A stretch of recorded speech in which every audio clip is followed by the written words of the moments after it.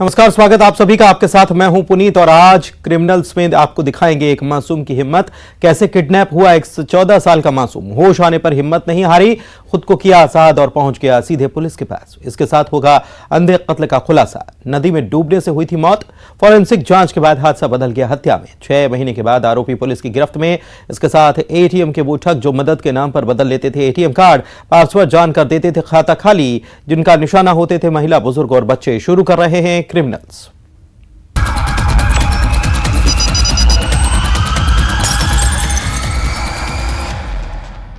हिम्मत मर्दा तो मदद खुदा।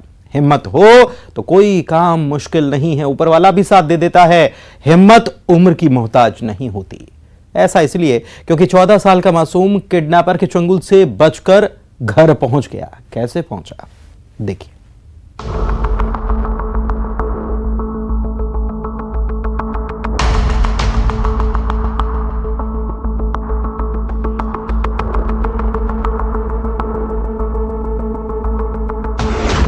हथियार से लैस थे अपहरणकर्ता।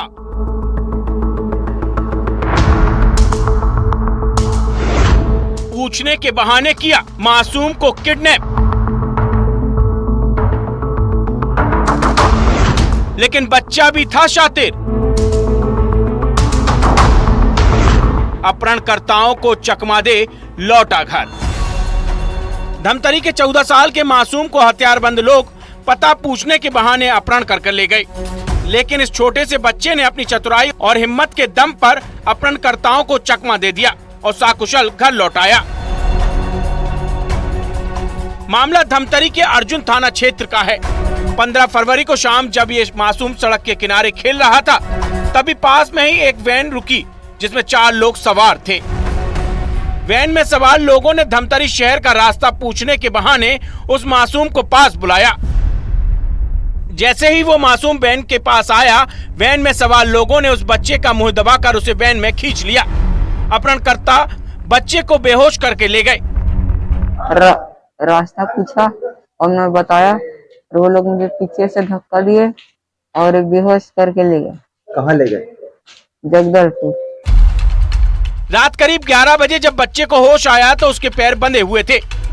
आधुनिक युग में जन्मे इस मासूम ने हिम्मत नहीं हारी। पूरी कोशिश करके उसने अपने आप को बंधन से आजाद कर लिया। इससे पहले कि किडनैपर वापस आते, बच्चे ने दौड़ लगा दी। रुमाल से कुछ उठा दिए। रुमाल से? हाँ। अच्छा, कैसे फिर भागे वहाँ से? वो लोग कहीं बाहर गए थे थोड़ी देर के लिए, तो मैं देखा कोई नहीं है करके, तो अपने पैर का रस्सी खोला और भागा सीधा। और बहुत सारा गाड़ी चल रहा था, तो मैं उसको देखा और वहाँ लिखा था जगदलपुर 3 किलोमीटर दूर, तो उसी बस में बैठ गया और जगदलपुर पुलिस स्टेशन पहुँच गया। वो तब तक दौड़ता रहा जब तक NH 30 पर नहीं पहुंच गया। सड़क किनारे उसे जगदलपुर 3 किलोमीटर का माइल स्टोन दिखा। बच्चे ने जगदलपुर का रुख कर लिया। रात करीब 11:30 बजे एक बस ड्राइवर ने सड़क पर बेतहाशा भागते हुए इस बच्चे को देखा। पूछताछ के बाद उसने मासूम को बस में बैठा लिया। थाना अर्जुनी अंतर्गत ग्राम भोयना है, वहाँ के नंद कुमार साहू अपने नाबालिग पुत्र के साथ आ जाकर उन्होंने अभी दोपहर में एक थाने में एक आवेदन दिया है। उन्होंने ये जानकारी दिया थाने में कि परसों दिनांक 15 तारीख को दोपहर में लगभग 3 बजे इनका लड़का भोयना नगरी से के धमतरी तक आने जाने वाले मार्ग में बीच में ग्राम भोयना है, जहाँ पर वो टहल रहा था। उसी समय एक वैन आई थी जिसमें 4 लोग थे। उस लड़के को लेकर वहाँ से गए हैं और जगदलपुर के पास में इस लड़के को ये लोग वहाँ पर जब खड़े थे तो उसी समय लड़का वहाँ से निकल गया बाइक से, और एक गाड़ी जो थी बस से, वो बस को उसने पकड़कर वहाँ से बस स्टैंड गया है और वहाँ से अपने एक पुलिस चौकी के माध्यम से अपने पिता को सूचना दिया। जगदलपुर पुलिस की मदद से बच्चे ने अपने परिवार को फोन लगाया और सारी घटना बताई। रातों रात मासूम के परिजन जगदलपुर गए और 16 फरवरी की शाम बच्चे को साकुशल घर ले आए। अगले दिन अर्जुनी थाने में वारदात की जानकारी दी गई। हम अभी इस प्रकरण में सत्यता की जांच कर रहे हैं। टोल नाका और रास्ते में आने जाने वाले जितने भी CCTV फुटेज हैं हम उनको चेक कर रहे हैं और जैसे भी होगी सत्यता की जांच करके हम आगे इसमें लगातार विवेचना करेंगे। जानकारी में मासूम ने बताया कि अपहरणकर्ताओं के पास हथियार और कुछ केमिकल से भरी बोतलें थी। साथ ही वो हिंदी थोड़ा अलग तरीके से बोल रहे थे। अपहरणकर्ताओं ने मासूम के हाथ में कई इंजेक्शन भी लगाए थे। कोई इंजेक्शन वगैरह लगा दिए कि हाथ में बोलते हैं? इंजेक्शन लगाए थे? हाँ। अच्छा, लोग हथियार वगैरह भी रखे थे क्या? गन रखे थे। गन रखे थे? हाँ। छोटा बड़ा कैसे टाइप का? छोटा भी रखे थे, बड़ा भी रखे थे। अच्छा। हाँ। गन को पहचान सकते हो? हाँ। वो आदमी दोबारा दिखेंगे तो पहचान लोगे? हाँ। मासूम के घर वाले जो बच्चे के गुम होने से बेजान हो गए थे, अब भगवान को धन्यवाद देते थक नहीं रहे। मासूम के पिता ने कहा कि उनकी ना किसी से दुश्मनी है और ना किसी पर शक है। बच्चे जब तक घर में नहीं आए थे हम लोगों को बहुत परेशानी हो रहा था। हम परमात्मा से अरदास कर रहे थे, जहाँ भी रहा हमारा बच्चा आप ही जाने प्रभु, और इसको सुरक्षित रखना आपकी जिम्मेदारी है। और सभी पड़ोसियों को हम कॉल किए। फिलहाल अर्जुनी थाना पुलिस ने मासूम के बयान पर अज्ञात लोगों के खिलाफ मामला दर्ज कर लिया है और जांच शुरू कर दी है। मासूम की हिम्मत सभी के लिए एक मिसाल है। धमतरी से अभिषेक पांडे के साथ bureau report, news 18 Madhya Pradesh Chhattisgarh. 6 महीने बाद की कड़ी मेहनत के बाद सारंगढ़ पुलिस को कामयाबी मिली, बड़ी कामयाबी। मृतक लीलेश साहू के हत्याकांड से पर्दा उठा। 6 महीने पहले महानदी के किनारे शव दरअसल मिला था। सारंगढ़ बिलाईगढ़ पुलिस ने इस अंधे कत्ल का अब पर्दाफाश किया है।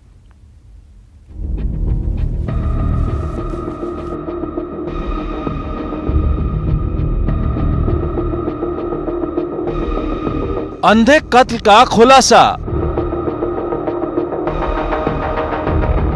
महानदी किनारे मिली थी लाश। मृतक ने लिया था उधार। उधार देने वालों ने ले ली जान। हत्या को हादसे में बदलने की कोशिश। अंधे कत्ल की गुत्थी सुलझाने में सारंगढ़ पुलिस को बड़ी सफलता मिली है। मृतक लीलेश साहू की हत्याकांड से पर्दा उठा है। महानदी किनारे ग्राम छर्रा में मिला था मृतक का शव। सारंगढ़ बिलाईगढ़ पुलिस के अनुसार नौकरी दिलाने के नाम पर मृतक ने 2 युवकों से लिया था पैसा और पैसा वापस नहीं करने पर दोनों युवकों ने मिलकर दिया था हत्या को अंजाम। 20 सितंबर 2022 को छर्रा में उस समय डेड बॉडी जो थी ऐसा लग रहा था 2-3 दिन पहले की है। नदी में पानी था, नदी से बहते हुए छर्रा गांव में मिली थी बॉडी फूल गई थी। बॉडी पे कोई चोट का निशान नहीं दिख रहा था और पोस्टमार्टम की रिपोर्ट में भी कुछ खुलासा नहीं हो रहा था कि बॉडी में कोई चोट वगैरह लगी हुई है कि नहीं।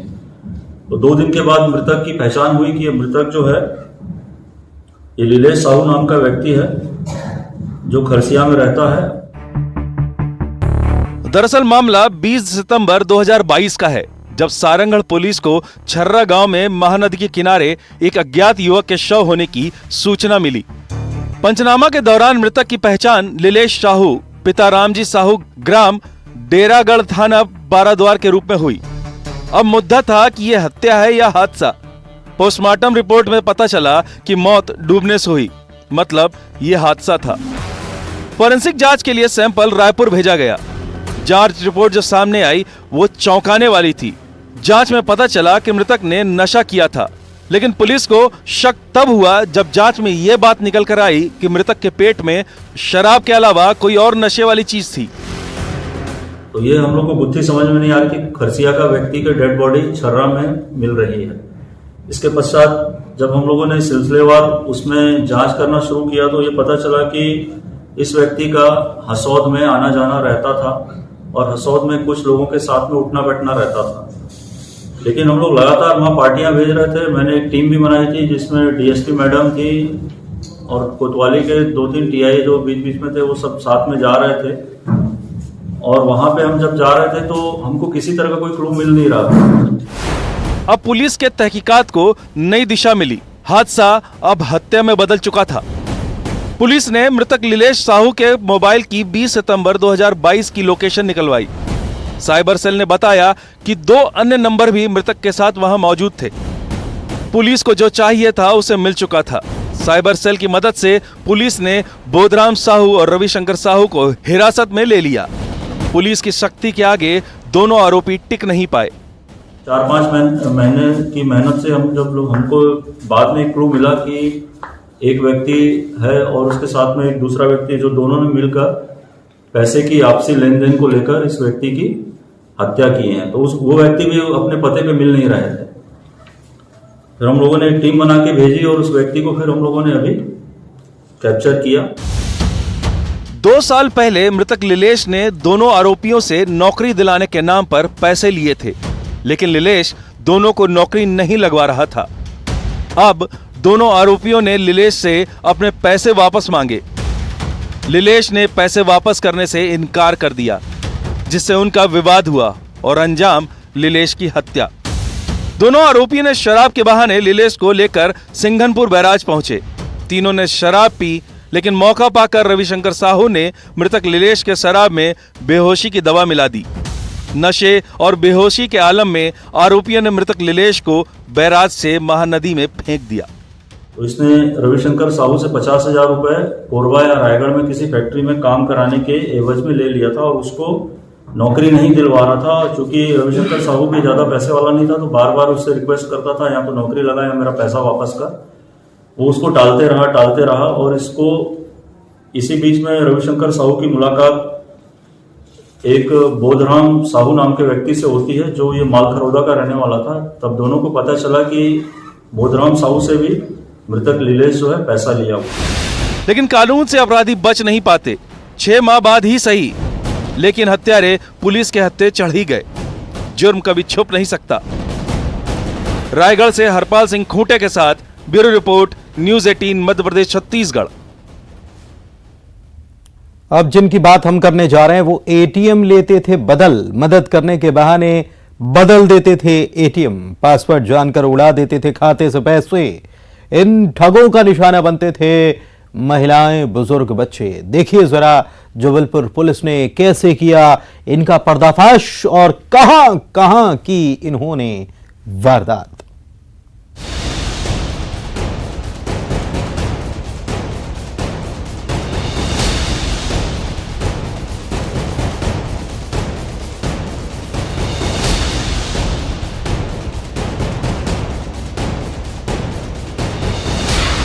मदद के नाम पर ठगी।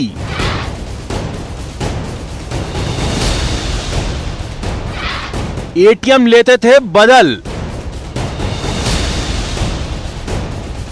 पासवर्ड जान कर देते थे खाता खाली।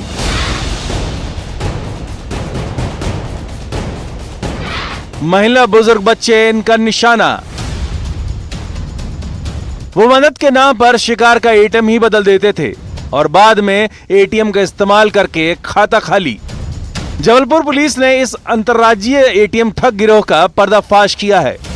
दरअसल 18 जनवरी 2023 को इस गिरोह ने गोहलपुर थाना क्षेत्र के अंतर्गत वंदना नगर में पैसे निकालने पहुंचे सुखदेव जायसवाल और गोरा बाजार में मनोज श्रीवास के साथ ठगी की वारदात को अंजाम दिया था। एक बड़े ही शातिर अंतर्राज्यीय गैंग की धरपकड़ हुई है, जिसमें 4 लोग गिरफ्तार हुए हैं।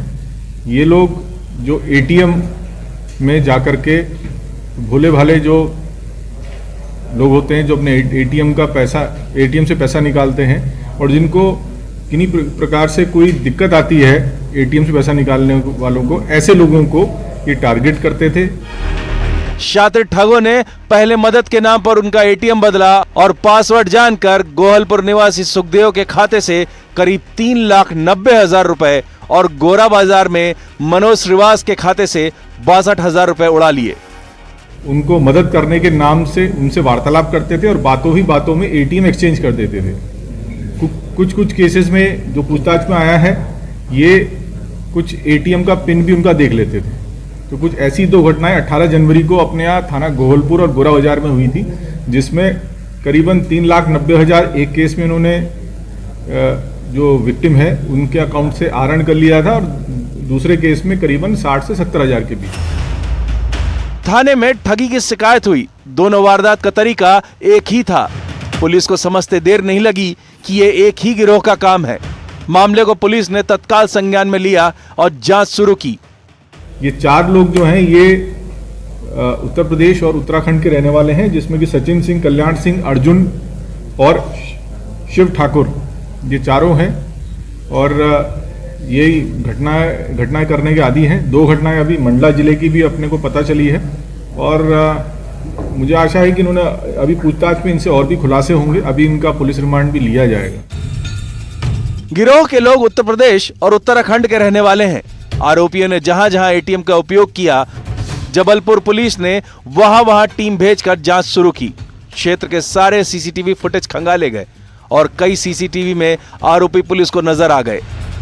इन ठगों को पहचान कर पकड़ने के लिए पुलिस ने मुखबिर तैनात किए और जल्द ही पुलिस को सफलता मिली। यहाँ के नहीं हैं, ये हरिद्वार और सहारनपुर के रहने वाले हैं और वहाँ भी इनके आपराधिक रिकॉर्ड है। इनमें से जो मुख्य सरगना जो सचिन सिंह ठाकुर है, ये वहाँ पे एनडीपीएस के केस में भी बंद हो चुके हैं और अन्य केस में भी इन पे चल रहे हैं। साथ ही साथ जो इनके जो साथी हैं उनका भी क्रिमिनल रिकॉर्ड है। कुल मिला के शातिर आरोपी हैं और जो जैसा मैंने पहले बताया, ऐसे विक्टिम ढूंढते हैं जिनको एटीएम चलाने में कोई दिक्कत आ रही हो, उन्हीं को भी अपना निशाना बनाते हैं। गिरोह का सरगना सचिन सिंह ठाकुर उत्तराखंड के रुड़की का रहने वाला है। सचिन ने उत्तराखंड पठारी जिला निवासी शिव ठाकुर, उत्तर प्रदेश के सहारनपुर निवासी कल्याण सिंह और अर्जुन चौहान के साथ मिलकर इन वारदातों को अंजाम दिया। इनमें से जो बताया, जो मुख्य जो आरोपी है सचिन, वो LLB की पढ़ाई भी कर रहा है, अच्छे पढ़े लिखे हैं। बाकी आरोपी जो है कुछ केटरिंग का काम कर रहे हैं और अन्य प्राइवेट जॉब नहीं कर रहे। 27-28 वर्ष के आसपास इनकी तीनों चारों की उम्र है। पुलिस ने आरोपियों के कब्जे से 63 एटीएम और एक रिट्ज कार बरामद की है। जब्त एटीएम के आधार पर पुलिस खाता धारकों का पता लगा रही है। पुलिस का मानना है कि जांच के बाद कई और खुलासे हो सकते हैं। जबलपुर से पवन पटेल के साथ bureau report, news 18 Madhya Pradesh Chhattisgarh. और इसी के साथ आज क्रिमिनल्स में बस इतना ही। आप रखिए अपना ख्याल। मुझे दीजिए इजाजत। नमस्कार।